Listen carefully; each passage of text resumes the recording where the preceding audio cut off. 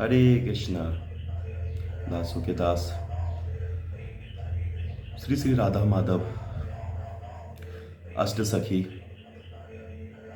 श्री नरसिंह भगवान से प्रार्थना करते हैं कि आप सब लोग ठीक रहें, क्योंकि सबसे इम्पोर्टेंट हमारा यही है कि हमें डेली जो हम लोग प्रयास करेंगे, अगर किसी चीज़ को हम लोग डेली प्रयास करेंगे तो हमारी आदत में आ जाएगा। तो उसी प्रकार से हम लोग डेली अपना जप किया, जप के बाद छोटा सा हम लोग संदेश हम लोग चाहते हैं कि नित्य आप सब लोगों को दिया जाए। उसी क्रम में भगवान से प्रार्थना है कि अगर इस हम लोग भगवान का धन्यवाद देते रहेंगे तो उनकी स्पेशल हमें ब्लेसिंग्स मिलती रहेंगी, उनकी हमारी गुरु परंपरा का हमारे ब्लेसिंग्स मिलती रहेगी। तो इसलिए हमें नित्य उठकर सबसे पहले हमारा यही काम है, भगवान से प्रार्थना करें कि हे प्रभु, जो ये पूरा दिन दिया आपने, हमारे से कोई अपराध ना हो जाए, हमसे किसी के प्रति कोई गलत ना हो जाए। तो सबसे इम्पोर्टेंट हमारा यही है कि एक दूसरे के प्रति प्रेम, विश्व में शांति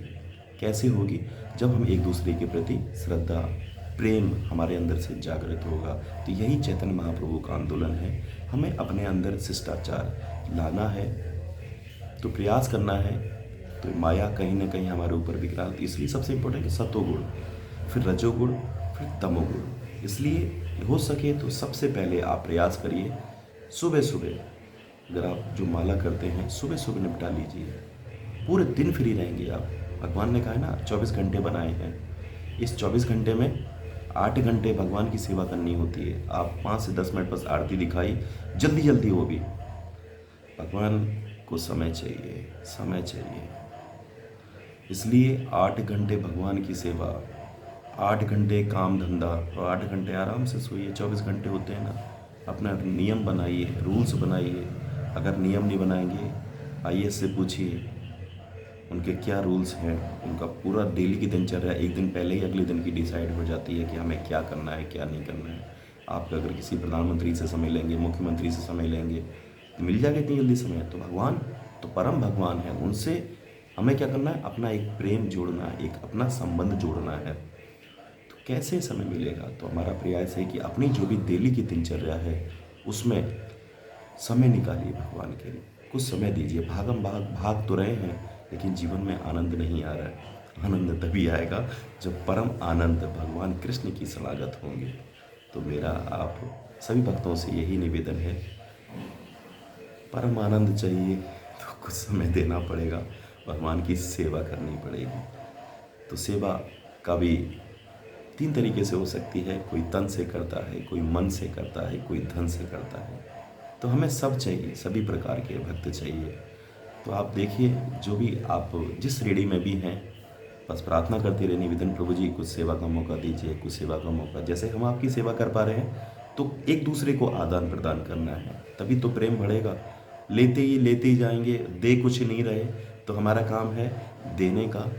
हमारा काम है आपको जितना, देखिए, एक हृदय के अंदर हमारा यही प्रेम रहता है कि एक दूसरे में प्रेम हो, एक दूसरे से सौहार्द हमारा बढ़ेगा तभी जब हम एक दूसरे से बड़ी बात करेंगे। एक दूसरे के प्रति जो दुख है, दुख में उसका जो भी दुख है उसका निवारण के लिए भगवान से प्रार्थना करेंगे। तो हम चर्चा कर रहे थे कल कि हमें 4 नियम में बंधना पड़ेगा भक्ति मार्ग पर आगे बढ़ने के लिए। तो सबसे पहले बताया था किसी भी तरह का नशा नहीं करना है, दूसरा बताया था मांसाहार नहीं करना है, तीसरा हमने जो बताया था क्या करना है, हमें मांसाहार बताया था। इसके बाद आज हम लोग जो चर्चा करेंगे, वो करेंगे सबसे इम्पोर्टेंट जो है, पराया स्त्री से या पराया पर पुरुष से गमन नहीं करना हमें।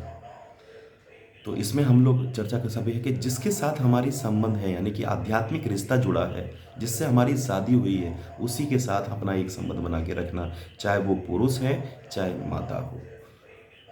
अगर हमें भक्ति मार्ग पर आगे बढ़ना है तो ये सबसे इम्पोर्टेंट रखता है कि हम कोई भी अगर कार्य करते हैं, कोई भी काम, तो उसके लिए सबसे इम्पोर्टेंट हमारा एक विश्वास, एक संबंध है पति का पत्नी के प्रति और पत्नी का प्रति अपने पति का प्रति।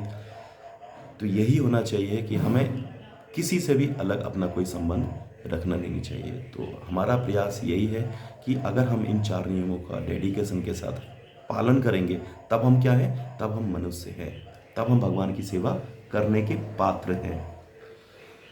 तो हमारा प्रयास यही है कि आप सब लोग प्रेम से रहें एक दूसरे के प्रति, क्योंकि मैं इतना ज़्यादा अभी सीख रहा हूँ, आप लोगों से नॉलेज ले रहा हूँ, अज्ञानी हूँ। अगर भूलवश मुझसे कुछ अपराध हो जा रहा है तो मुझसे क्षमा कीजिए, मुझे इतनी ज़्यादा अभी जानकारी नहीं है।